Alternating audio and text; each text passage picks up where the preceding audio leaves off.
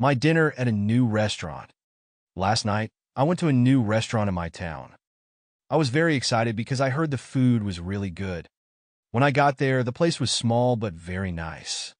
The waiter gave me a menu, and I looked at the different dishes. I decided to order a hamburger and some fries. I love hamburgers. The waiter smiled and said, "Good choice." I waited for my food, and soon the waiter brought it to my table. The hamburger looked big and delicious. I took a bite, and it tasted amazing. The fries were hot and crispy, just the way I like them. I ate everything on my plate because it was so good. After I finished eating, the waiter asked if I wanted dessert. I was full, but I said yes because the desserts looked great. I ordered a chocolate cake. It was sweet and soft, and I enjoyed every bite. When I finished, I paid the bill and thanked the waiter.